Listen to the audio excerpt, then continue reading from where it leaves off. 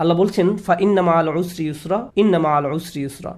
সাধারণত এর অনুবাদ করা হয় কষ্টের সাথেই স্বস্তি আছে, নিঃসন্দেহে কষ্টের সাথেই স্বস্তি আছে। এই আয়াতের গড়পড়তা এটাই অনুবাদ। তবে সবার আগে কিভাবে ছোট ছোট সূরাগুলোকে কদর করতে হয় সে ব্যাপারে আমি কিছুটা আলোকপাত করতে চাই। আপনাদের অনেকেই এই সূরাটি মুখস্থ করেছেন। এটা ইসলামের খুবই সুন্দর একটা শিক্ষা এবং আমাদের জীবনের জন্য সুন্দর একটা শিক্ষা। আল কোরআনের কিছু কিছু ছোট সূরার মাঝে গভীরতম শিক্ষা লুকিয়ে আছে। আল্লাহ সুবহানাহু ওয়া তাআলা তার অপরিসীম প্রজ্ঞা থেকে সূরাগুলোকে সংক্ষিপ্ত রেখেছেন যেন মানুষ সহজে এগুলো মুখস্থ করতে পারে এবং এগুলো থেকে জীবনের জন্য সবচেয়ে শক্তিশালী কিছু শিক্ষা সহজে মনে রাখতে পারে। আল্লাহ সুবহানাহু ওয়া তাআলা এমন একটি সময়ের কথা বর্ণনা করছেন যখন রাসূলুল্লাহ সাল্লাল্লাহু আলাইহি সাল্লাম তার জীবনের কঠিন একটি সময়কাল অতিবাহিত করছিলেন। প্রথম দিকে তিনি যখন দ্বীনের দাওয়াত প্রচার করছিলেন, বেশিরভাগ মানুষ এই দাওয়াত শোনার প্রতি আগ্রহী ছিল না। হুদায়বিয়ার সন্ধি পরবর্তী সময়কালের মতোও ছিল না, যখন দলে দলে মানুষ ইসলামের সুশীতল ছায়াতলে আশ্রয় নিচ্ছিল। নবুয়তি মিশনের প্রথম দিকে মানুষ তার জন্য কাজটা অনেক কঠিন করে তুলেছিল। যে কেউ রাসূলুল্লাহ সাল্লাল্লাহু আলাইহি সাল্লামের দাওয়াত গ্রহণ করত, সুফাহা তথা বোকা বলা হতো, বুদ্ধিহীন বলা হতো, অথবা বলা হতো তিনি এদেরকে বোকা বানিয়েছেন। কেউ ইসলাম গ্রহণ করলেই তাকে এই সমস্ত অভিযোগে অভিযুক্ত করা হতো। ঠিক সেই সময় আল্লাহ আযজা জাল্লা এই গভীর অর্থপূর্ণ সূরাটি নাজিল করেন এবং তাকে স্মরণ করিয়ে দেন আল্লাহ সর্বদা তার প্রতি অনুগ্রহ করে যাচ্ছেন। কোরআনের বিভিন্ন জায়গায় বিভিন্ন ধরনের অনুগ্রহের কথা উল্লেখ করা হয়েছে। যেমন অন্য একটি সূরায় আল্লাহ বলেন, আলাম ইয়াজিদিকা ইয়াতীমান ফাআওয়া, আল্লাহ কি আপনাকে ইয়াতীম হিসেবে পাননি, অতঃপর তিনি আপনাকে আশ্রয় দিয়েছেন। ওয়াজাদাকা দাল্লান ফাহাদা ওয়াজাদাকা আইলান ফাআগনা, আল্লাহ বলেন তিনি আপনাকে পথ খুঁজতে থাকা অবস্থায় পেয়েছেন। তিনি আরো বলেন তিনি আপনাকে নিঃস্ব পেয়েছিলেন এবং তিনি আপনাকে সম্পদশালী করে দিয়েছেন, অর্থাৎ খাদিজা রাদিয়াল্লাহু তাআলা আনহার সাথে বিয়ের মাধ্যমে। কিন্তু এই সূরায় আল্লাহ আযজা ওয়া জাল্লা ভিন্ন রকম একটি অনুগ্রহের কথা বর্ণনা করছেন, গভীর একটা অনুগ্রহ। আল্লাহ আযজা ওয়া জাল্লা বলেন, আলাম নাশরাহ লাকা সাদরাক, আমি কি আপনার জন্য আপনার বক্ষ সম্প্রসারিত করিনি। আরবি ভাষায় বক্ষ সম্প্রসারণ মানে প্রশান্তিতে থাকা, শান্ত থাকা। রাসূলুল্লাহ সাল্লাল্লাহু আলাইহি সাল্লাম সহজ কোনো পরিস্থিতিতে ছিলেন না। তার আশেপাশে সবাই তার বিরুদ্ধে সমানে অভিযোগ করে যাচ্ছিল, নয়তো তাকে শারীরিকভাবে আক্রমণ করতে চাইতো। তার নিজের গোত্রের লোকেরাও তাকে পরিত্যাগ করেছিল। কোনো কিছুই তখন সহজ ছিল না। তবু আল্লাহ বলছেন এই সব প্রতিকূল পরিস্থিতিতেও আপনার প্রতি সবচেয়ে বড় অনুগ্রহ হলো আপনার বক্ষ সম্প্রসারিত করা হয়েছে, আপনি প্রশান্তিতে আছেন। তারপর আল্লাহ আযজা ওয়া জাল্লা বর্ণনা করেন কিসের শান্তি, ওয়া ওয়াদা'না আনকা উযরাক, তিনি বোঝা দূর করে দিয়েছেন। এই আয়াতে বোঝা বলতে কি বোঝানো হয়েছে তা নিয়ে ওলামারা অনেক মন্তব্য করেছেন। তার থেকে একটি ব্যাপারে আজকের খুতবায় আলোচনা করব।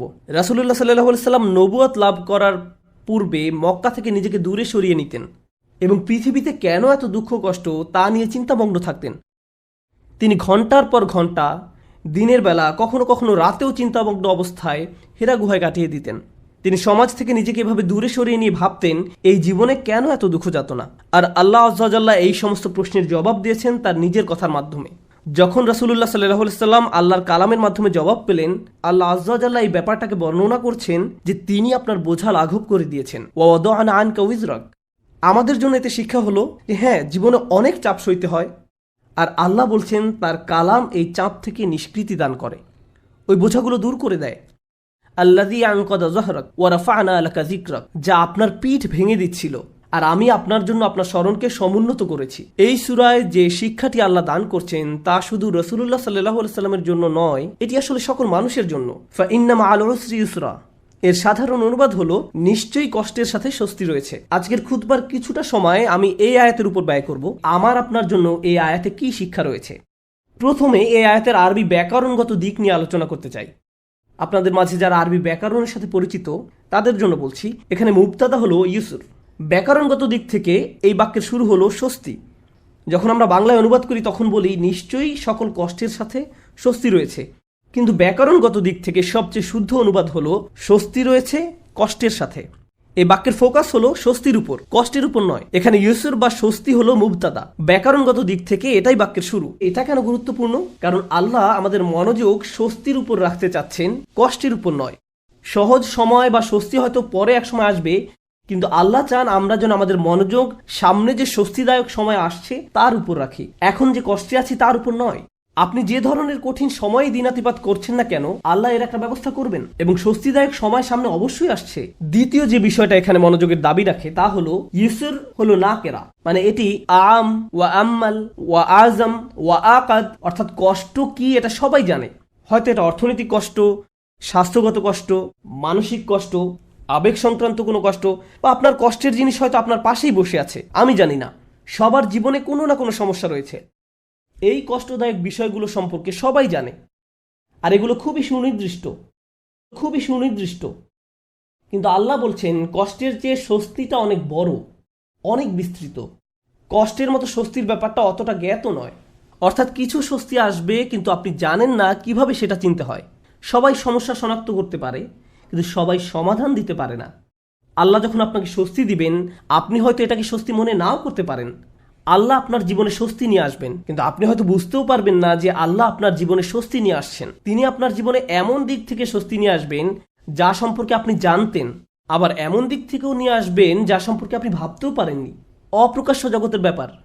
এই বাক্যাংশে ইন্না মাআল উসরি অর্থাৎ কষ্টটি, এটি সুনির্দিষ্ট, জানা। পরের শব্দ ইউসরান হলো নাকেরা বা অনির্দিষ্ট, অর্থাৎ স্বস্তির ব্যাপারটা অজানা। কারণ অনেক সময় মানুষ কেবল সে বিষয়ের উপর ফোকাস রাখে যা দেখা যায়।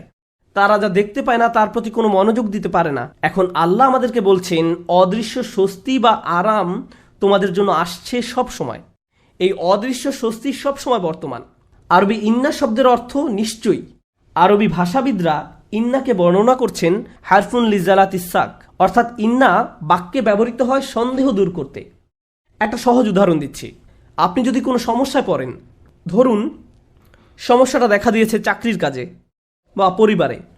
এখন কেউ এসে বলল, আরে ভাই এটা কোনো সমস্যাই না। আপনি বললেন এটা একটা বিশাল সমস্যা। অর্থাৎ সমস্যাটা সম্পর্কে আপনার মনে কোনো সন্দেহ নেই, কিন্তু সমাধান নিয়ে সন্দেহ আছে।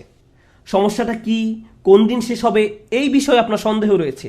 সহজ সময় কোন দিন আসবে, কোনো সমাধান আসলেই কি আসবে, এই বিষয়ে আপনি সন্দিহান। সুতরাং সমস্যার ব্যাপারে মানুষ পুরোপুরি নিশ্চিত থাকে, কিন্তু সমাধান আসবে কিনা এই ব্যাপারে তারা সন্দেহপ্রবণ। সহজেই আমরা আশাহীন হয়ে পড়ি। আমরা চিন্তা করতে থাকি, ভাই এটা সব সময় এমন খারাপই থাকবে, কোনো দিন এই পরিস্থিতি উন্নতি হবে না। আমরা এভাবে নিজেদেরকে বলি।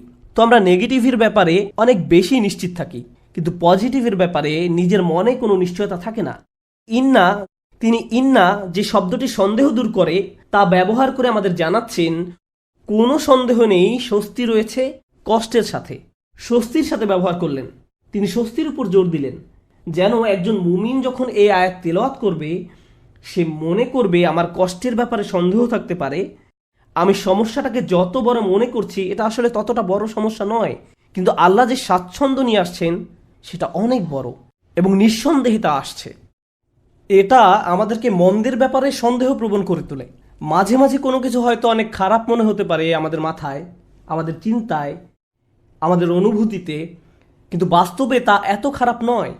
কিছু মানুষ কোনো একটা সমস্যাকে তার চিন্তায় বড় থেকে বড়, আরও বড় করে তোলে, শেষে সেটা নিয়ন্ত্রণ হারিয়ে ফেলে। মাঝে মাঝে আশেপাশের মানুষের সাথে যদি সমস্যাটা নিয়ে কথা বলেন, তারা এটাকে ছোট করে দেখার পরিবর্তে আরও বড় করে তোলে, আরও বড় করে তোলে। তখন সমস্যাটাকে তার আসল অবস্থার চেয়েও অনেক বিশাল মনে হয়। আর যে স্বস্তি আল্লাহ নিয়ে আসছেন তা আপনার সামনেই বর্তমান, কিন্তু আপনি তা দেখছেন না, কারণ সমস্যাটাকে আপনি কাল্পনিক দৃষ্টিতে অনেক বড় করে দেখছেন। তাই আল্লাহ আযজা ওয়া জাল্লা বলছেন স্বস্তি আসার ব্যাপারে নিশ্চিত থাকো, এই ব্যাপারে মনে কোনো সন্দেহ পোষণ করো না। এই আয়াতের শেষ যে শিক্ষাটি আমি আপনাদের সাথে শেয়ার করতে চাই, সূরাটি শেষ করার পূর্বে এবং শেষ অংশটি কিভাবে এই অংশের সাথে সম্পর্কযুক্ত তা আলোচনা করার পূর্বে, সেটা হলো আল্লাহ বলেননি কষ্টের পর স্বস্তি আছে। তিনি পর শব্দটি ব্যবহার করেননি, তিনি ব্যবহার করেছেন সাথে শব্দটি, ইন্না মাআল উসরি ইউসরা। তিনি ইন্না বা'দাল উসরি ইউসরা বলেননি। সাথে এবং পরে এই দুইটা শব্দের মাঝে বিশাল পার্থক্য আছে। এখানে বড় পার্থক্য রয়েছে কষ্টের সাথে স্বস্তি আছে এবং কষ্টের পরে স্বস্তি রয়েছে, এই দুই কথার মাঝে বড় একটা ফারাক আছে। দুটি পার্থক্য আপনাদের সাথে শেয়ার করতে চাই। একটি পার্থক্য হলো, হয়তো আপনি যখন একটি সমস্যার মধ্য দিয়ে দিন পার করছেন, সেই সমস্যাটির সাথে কিছু স্বস্তির বিষয় আপনার জীবনে এসেছে যা আপনি উপলব্ধিও করতে পারেননি। বর্তমান সমস্যাটি যতটা কঠিন মনে হোক না কেন, বিকল্প হয়তো আরো অনেক বেশি কঠিন হতো। হয়তো একটি দরজা বন্ধ হওয়ার কারণে আরো 5টি দরজা খুলে গিয়েছে। আপনি হয়তো ব্যাপারটি দেখতে পাননি, কিন্তু আল্লাহ আযজা ওয়া জাল্লার ডিজাইনে একটি সমস্যা হয়তো 20টি সমাধানের পথ উন্মুক্ত করে দেয়, আরো অগণিত সমাধানের পথ খুলে দেয়। এজন্য ওই স্বস্তিদায়ক বিষয়গুলো আসার জন্য এই সমস্যাটি ঘটার দরকার ছিল। এটি আল্লাহর বিজ্ঞ ডিজাইনের অংশ। আমরা হয়তো তা শনাক্ত করতে পারি না। অন্য কথায়, হ্যাঁ, আমার মন বলছে আমি সমস্যার মধ্যে দিয়ে যাচ্ছি, কিন্তু এই সমস্যার মধ্য দিয়ে আল্লাহ আমার জীবনে স্বস্তি নিয়ে আসছেন নিশ্চিতভাবেই। শুধু আমাকে সেটা খুঁজে পেতে হবে। সমস্যা আমি দেখতে পাচ্ছি, কিন্তু সমাধান কোথায় সেটা আমাকে খুঁজে বের করতে হবে। জীবনে আমরা যত ভয়ানক অভিজ্ঞতার মধ্য দিয়ে যাই, তখন আমরা এভাবে প্রশ্ন করি যে আমাকে কেন এই বিপদে ফেলা হলো, কেন আমার সাথে এমন হচ্ছে, আমি কি এমন অন্যায় করেছি, এর থেকে ভালো কি আসবে। আপনাদেরকে বলছি, ওই অভিজ্ঞতাগুলোর প্রত্যেকটাই কোনো না কোনো সহজতা, স্বস্তি বা ভালো সাথে করে নিয়ে আসে, যা আমরা দেখতে পাই না। কিন্তু আল্লাহ বলছেন ওই স্বস্তি সাথেই আছে, তোমাকে এর জন্য অপেক্ষা করতে হবে না। এটা একই সময়ে কষ্টের সাথে সহাবস্থান করে, কষ্টের সঙ্গেই এই স্বস্তির অবস্থান। ইন্না মাআল উসরি ইউসরা। এছাড়াও যখন সাথে শব্দটি ব্যবহার করা হয়, আল্লাহ বলছেন যে স্বস্তিকে কষ্টের সাথে রাখা হয়েছে। স্বস্তিকে কষ্টের সাথে রাখা হয়েছে। যেভাবে তিনি রাতকে দিনের সাথে রেখেছেন, তিনি যেভাবে মেঘমালাকে বৃষ্টির সাথে রেখেছেন, অনেক জিনিস আছে যেগুলো তিনি একত্রে রেখেছেন। এই জীবনে আল্লাহ যা করার সিদ্ধান্ত নিলেন, আমি আর আপনি যদি স্বস্তি পেতে চাই, তিনি ব্যাপারটাকে এমনভাবে ডিজাইন করলেন, কষ্টের মধ্য দিয়ে গেলেই কেবল কষ্টের সাথে স্বস্তি আসবে। এভাবেই তিনি জীবনের সবকিছু ডিজাইন করেছেন। আপনাদের অনেকেই ছাত্র, আপনাকে প্রথমে পড়ালেখার কষ্টের মধ্য দিয়ে যেতে হবে, তারপর আপনি গ্র্যাজুয়েট হওয়ার স্বস্তি লাভ করবেন, পরবর্তী ক্লাসে উত্তীর্ণ হওয়ার স্বস্তি লাভ করবেন। আপনার চাকরির জায়গায় কঠিন পরিশ্রম করতে হবে বোনাসের স্বস্তি লাভ করার পূর্বে, প্রমোশন লাভ করার পূর্বে। কষ্ট ছাড়া এসব ঘটে না। আপনাকে আগে খাদ্যাভ্যাস ঠিক করতে হবে, স্বাস্থ্যকর খাবার খেতে হবে ভালো স্বাস্থ্য লাভ করার পূর্বে। কোনো রোগীকে হয়তো আগে অপারেশনের কষ্টের মধ্যে দিয়ে যেতে হবে সুস্থ হওয়ার আনন্দ উপভোগ করার পূর্বে। এভাবেই আল্লাহ জীবনকে তৈরি করেছেন। আপনাকে কষ্টকর অভিজ্ঞতার ভেতর দিয়ে যেতে হবে যদি স্বস্তি লাভ করতে চান। এটাই আল্লাহ ডিজাইন। ব্যাপারটা এমনই। আপনি এ কথা শোনার পর হয়তো ভাবতে পারেন, আমি তো এখন কঠিন সময় আছি, তার মানে সামনে সহজ সময় আসছে, আর এজন্য আমি এখন বিশ্রাম করব আর সহজ সময় আসার অপেক্ষা করব। না, আল্লাহ আমাদেরকে গভীর একটি বিষয় সম্পর্কে জানাচ্ছেন। আপনাকে কঠিন সময়ে কঠোর পরিশ্রম করে যেতে হবে। বসে বসে এমনটি ভাবলে হবে না যে আল্লাহ তো সহজের প্রতিশ্রুতি দিয়েছেন, তাই আমি তার অপেক্ষায় থাকবো আর বসে বসে কাঁদবো। No. এই জন্য তিনি পরের আয়াতে আমাদের রাসূল সাল্লাল্লাহু আলাইহি সাল্লামকে বলছেন, ফাইদা ফারাগাতা ফানসব। শক্তিশালী একটা বাক্য। অর্থ, অতএব যখন আপনি অবসর পান পরিশ্রম করুন। স্বস্তি এবং কষ্টের সাথে এর সম্পর্ক কি? স্বস্তি এবং কষ্টের সাথে এর সম্পর্ক কি? আল্লাহ চান না আমি আর আপনি যেন অলস হয়ে বসে থাকি। যখন আমরা কোনো কঠিন সময় থাকি, তখন আল্লাহ চান আমরা যেন প্রচুর পরিশ্রম করি। অন্য মানুষদের দেখবেন যখন তারা কোনো কঠিন সময় পতিত হয়, সবকিছু ছেড়ে দিয়ে একেবারে হতাশ হয়ে বসে থাকে। তারা নিরাশ হয়ে পড়ে, উদ্বিগ্ন হয়ে পড়ে, সবকিছু বাদ দিতে শুরু করে। কিন্তু বিশ্বাসীদের বেলায় যখন তুমি কঠিন কোনো পরিস্থিতিতে পড়ো, তখন তুমি অবসর পেলেই নিজেকে কঠোর পরিশ্রমে নিয়োজিত করো, নিজেকে কাজে লাগাও, উৎপাদনক্ষম বানাও। উলামারা এই আয়াত নিয়ে প্রচুর মন্তব্য করেছেন। যখন দাওয়ার কাজ থেকে অবসর পান, তখন নিজেকে ইবাদতের কঠোর পরিশ্রমে নিয়োজিত করুন। ইবাদত থেকে অবসর পাওয়ার পর দাওয়ার কাজে আত্মনিয়োগ করুন। রাসূলুল্লাহ সাল্লাল্লাহু আলাইহি সাল্লামকে বলা হচ্ছে, এক কাজ থেকে অবসর পাওয়ার পরে অন্য কাজে নিজেকে ব্যস্ত রাখুন। আমার আর আপনার জন্য প্রশ্ন হলো, কত সময় আমরা অপচয় করি এমনটা ভেবে যে জীবন কত দুর্বিষহ। অলস হয়ে বসে থাকি, কিছুই করি না, নিজের মনকে নেতিবাচক চিন্তায় ডুবিয়ে রাখি, সম্পূর্ণ অকার্যকর আর অকর্মণ্য হয়ে বসে থাকি। অথচ আল্লাহ বলছেন, তোমার হাতে অনেক বেশি অবসর সময় আছে আর তুমি এই সময়ে কোনো কাজেই লাগাচ্ছ না। যখন আপনি নিজেকে কোনো পরিশ্রমে নিয়োজিত না করেন, তার মানে আপনি কষ্টকে জেতার সুযোগ দিচ্ছেন। আয়াতটা শুরু হয়েছে ফা অক্ষর দিয়ে, ফা আস-সাবাবিয়া, অর্থাৎ অতএব। তুমি যেহেতু স্বস্তি কামনা করো, তাই তোমার নিজেকে পরিশ্রমে নিয়োজিত করতে হবে। এটা শেখার ফলে তোমার উচিত নিজেকে পরিশ্রমে নিয়োজিত করা। তাই আমার আর আপনার উচিত একটি অর্থপূর্ণ এবং প্রোডাক্টিভ জীবনযাপন করা। মাঝে মাঝে জীবনে অতিরিক্ত চাপের কারণে আমরা ভেঙে পড়ি। আমরা সহজেই একেবারে ভেঙে পড়ি, দুঃখ, হতাশায়, উদ্বেগ বা উৎকণ্ঠায়। এরকম হওয়া দোষের কিছু নয়, কিন্তু আমাদেরকে শিখতে হবে কিভাবে আল্লাহর কিতাবের মাধ্যমে এই কষ্টকর অভিজ্ঞতার সময় মানসিক শক্তি অর্জন করব। রাসূলুল্লাহ সাল্লাল্লাহু আলাইহি সাল্লাম যেসব কাজে নিজেকে ব্যস্ত রাখতেন তা ছিল দুই রকমের। এটা মনে রাখতে চেষ্টা করুন। দুই ধরনের কাজ আছে যা আপনাকে ব্যস্ত রাখতে পারে। আমি আপনাদের জন্য তৃতীয় আরেকটি যুক্ত করব। রাসূলুল্লাহ সাল্লাল্লাহু আলাইহি সাল্লাম হয় এমন কোনো কাজে নিজেকে ব্যস্ত রাখতেন যাতে আল্লাহকে খুশি করত, অথবা তিনি এমন কোনো কাজে ব্যস্ত থাকতেন যা আল্লাহর কোনো সৃষ্টির উপকার করত। তিনি হয় শুধু আল্লাহর জন্য কিছু করতেন, নামাজ পড়া, জিকির করা, এই কাজগুলো ছিল শুধু আল্লাহর জন্য, অথবা তিনি কাউকে সাহায্য করতেন, তিনি কাউকে পথ দেখাতেন, শিক্ষা দিতেন, এমনকি তিনি মানুষকে জীবিকা উপার্জনের জন্য সাহায্য করতেন। এভাবে তিনি অন্য মানুষদের সব ধরনের সাহায্য করতেন। এখন আপনি নিজেকে প্রশ্ন করুন, এই দুই ধরনের কাজের কোনটি আপনি করছেন? আমি কি এমন কিছু করছি যা আল্লাহকে খুশি করছে, বা আমি কি এমন কিছু করছি যা কারো জীবনে স্বস্তি নিয়ে আসছে? মূলত আল্লাহ অন্য একটি সূরায় রাসূলুল্লাহ সাল্লাল্লাহু আলাইহি সাল্লামকে এই কাজগুলো সম্পর্কে বলেছেন, ফাআম্মাল ইয়াতীমা ফালা তাকহার ওয়া আম্মাস সাইলা ফালা তানহার ওয়া আম্মা বিনি'মাতি রাব্বিকা ফাহাদ্দিস। সুতরাং আপনি এতিমদের প্রতি কঠোর হবেন না, আর ভিক্ষুককে আপনি ধমক দিবেন না। কিন্তু আপনি যখন অতিরিক্ত চিন্তা করতে থাকবেন নিজের সমস্যাগুলো কতটা খারাপ, জীবনটা কেমন দুর্বিষহ, কিভাবে সব কিছু তার গতিপথ হারিয়ে ফেলছে, কোনো কিছুই কোনো দিন ঠিক হবে না, তাহলে নিজের মাঝে আপনি অতিরিক্ত ডুবে আছেন, আপনি নিজেকে নিয়েই পড়ে আছেন। এভাবে নিজেকে নিয়ে পড়ে থাকলে আল্লাহর সাহায্য আসে না, এভাবে আল্লাহর সাহায্য আসে না। আল্লাহ বলেন, ওয়া ইলা রব্বিকা ফারগব, এবং আপনার পালনকর্তার প্রতি মনোনিবেশ করুন। আমি আর আপনি যে সমস্যাগুলোর মাঝে দিন পার করছি, আজ সেগুলোকে অনেক বেশি, অনেক বড় বলে মনে হয়। সমস্যা ছাড়া আর কিছু নিয়ে আমরা ভাবতে পারি না, কিন্তু একটু সামনে এগিয়ে চিন্তা করলে বুঝবেন আমরা সবাই একটা গন্তব্যের উদ্দেশ্যে ছুটছি, আর সেই গন্তব্যটি হলো আল্লাহর সাক্ষাৎ। ওয়া আন্না ইলা রব্বিকাল মুনতাহা।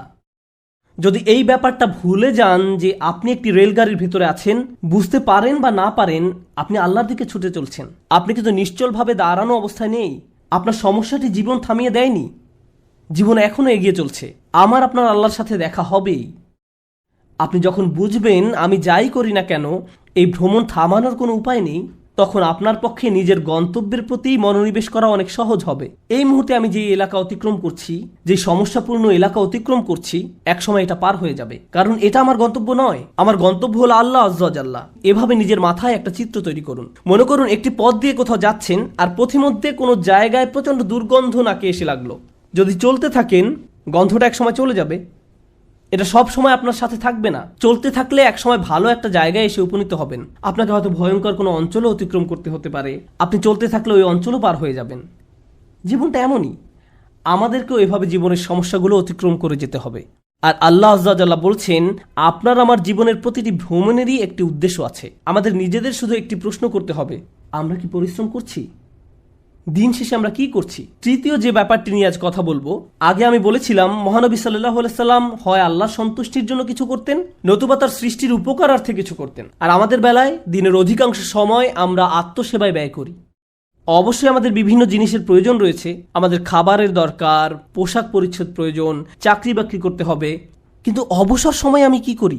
আয়াতটি কিন্তু আপনার দিনের 24 ঘন্টা সময় নিয়ে কথা বলছে না, আয়াতটি আপনার ফ্রি সময় নিয়ে কথা বলছে। আচ্ছা ঠিক আছে, আপনার এক্ষেত্রে কিছুই করার নেই, আপনাকে ভোর 5টায় ঘুম থেকে উঠতে হয়, 6টার মধ্যে অফিসে পৌঁছতে হয়, এবং সন্ধ্যা 6টা পর্যন্ত অফিস করতে হয়, 7:30 পর্যন্ত ট্রাফিক জ্যামে আটকা থাকতে হয়। ঠিক আছে, কোনো সমস্যা নেই, আপনার কোনো অবসর নেই। কিন্তু যখন অবসর পান তখন কি করে সময় পার করেন? যখন ফ্রি থাকেন সে সময় কি করেন? আল্লাহ আপনার জীবনে সহজ সময় আনবেন কিনা তা নির্ভর করে আপনার অবসর সময় আপনি কি করেন তার উপরে। অবসর সময়ের কর্মকাণ্ড তা নির্ধারণ করবে। আপনি নিজের প্রতি সৎ থেকে আমাদেরকে প্রশ্ন করতে হবে, অবসর পেলে আমরা কি করি? আর আমাদের ছেলে মেয়েদের কিভাবে অবসর কাটাতে শেখাই? যখনই তারা একটু ফ্রি সময় পায় ভিডিও গেম খেলা শুরু করে, যখনই তারা একটু ফ্রি সময় পায় টিভি ছেড়ে দেয়। আমরা উপকারী কিছু করছি না, আমরা প্রোডাক্টিভ কিছু করছি না। একটু সময় পেলে আমরা স্বার্থপর বিনোদনে ব্যস্ত হয়ে পড়ি, স্বার্থপর ভোগবিলাসে যুক্ত হয়ে পড়ি। মাথার মধ্যে শুধু এই চিন্তাগুলো ঘুরপাক খেতে থাকে, দুপুরে কি খাবো, রাতে কি খাবো, কোন সিনেমাটা দেখবো, কিছু দেখতে চাও, কিছু খেলতে চাও। দিন রাত সারাক্ষণ শুধু বিনোদন, ভোগবিলাস আর অর্থহীন রঙ্গরসে ডুবে থাকা। আমাদের জীবন এমনই হয়ে গিয়েছে। কিভাবে এটা ফানসাব?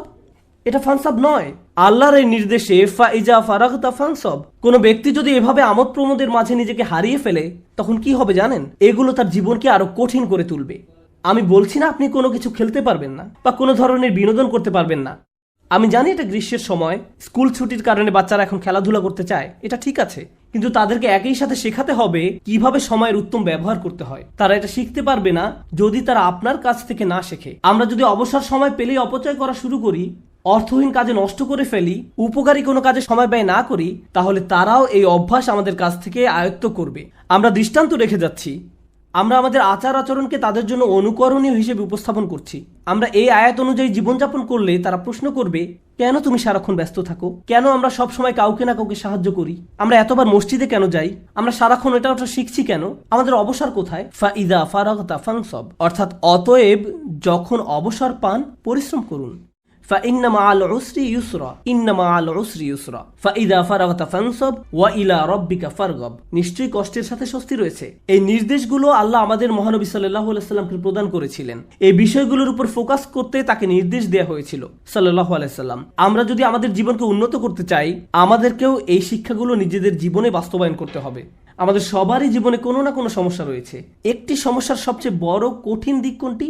সমস্যার বাহ্যিক দিক মোকাবেলা করা সবচেয়ে কঠিন নয়, সবচেয়ে কষ্টকর ব্যাপারটি ঘটে আমাদের হৃদয়ে। সবচেয়ে দুরূহ ব্যাপার হলো সমস্যার সময় আমার অনুভূতি নিয়ন্ত্রণ করা। এটা আমাকে পুরোপুরি অসার, নিস্তেজ বানিয়ে দেয়। এখন সূরাটির দিকে লক্ষ্য করুন। প্রথমে যে স্বস্তি আল্লাহ আমাদের রাসূল সাল্লাল্লাহু আলাইহি সাল্লামকে প্রদান করেন, আলাম নাশরাহ লাকা সাদরাক, হে নবী, আমি কি তোমার বক্ষদেশ প্রসারিত করে দেইনি? আমি তোমাকে প্রশান্তি দান করেছি। এখন মানুষ যখন শুনতে পায় আল্লাহ সুবহানাহু ওয়া তাআলা মহানবী সাল্লাল্লাহু আলাইহি সাল্লামকে মানসিক প্রশান্তি দান করেছেন, একজন মানুষের জন্য সম্ভাব্য সবচেয়ে যাতনাদায়ক সময়েও তিনি মানসিক দিক থেকে প্রশান্তিতে ছিলেন। ফাইদা ফারাগতা ফানসব ওয়া ইলা রাব্বিকা ফারগব, অতএব যখন অবসর পান পরিশ্রম করুন এবং আপনার পালনকর্তার প্রতি মনোনিবেশ করুন। আমরা যদি এই কাজটি করতে পারি, তাহলে আশেপাশের মানুষ আমাদের সম্পর্কে যাই বলুক না কেন, এতে কিছুই যায় আসে না। বাহ্যিক দিক থেকে আমরা যে সংকটেই থাকি না কেন, তাতেও কিছু যায় আসে না। আমরা মানসিক দিক থেকে দারুণ প্রশান্তিতে থাকবো। অন্য সবাই তো কাঁদবে, নার্ভাস হয়ে থাকবে, কিন্তু আপনি নিজেকে প্রশান্ত পাবেন, কারণ আপনি এই মহাসত্য অনুযায়ী পথ চলেছেন। আমি দোয়া করি আল্লাহ আজ্জা ওয়া জাল্লা যেন আমাদের সবার অন্তরে প্রশান্তি দান করেন। আল্লাহ আজ্জা ওয়া জাল্লা আমাদেরকে ওই সমস্ত মানুষদের অন্তর্ভুক্ত করুন আল্লাহর করুণায় যাদের হৃদয় উন্মুক্ত হয়ে পড়েছে এবং বক্ষ প্রসারিত হয়েছে। আমি দোয়া করি আল্লাহ আমাদের দৃঢ় মনোবলওয়ালা মানুষদের অন্তর্ভুক্ত করুন, যেন আমরা আমাদের সময়ের সর্বোত্তম ব্যবহার করতে পারি এবং এর ফলে আল্লাহ আজ্জা ওয়া জাল্লা আমাদের জীবনের কষ্টের চেয়েও বহুগুণ বড় স্বস্তি নিয়ে আসেন। বারাকাল্লাহু লি ওয়া লাকুম ফিল কুরআনিল হাকিম ওয়া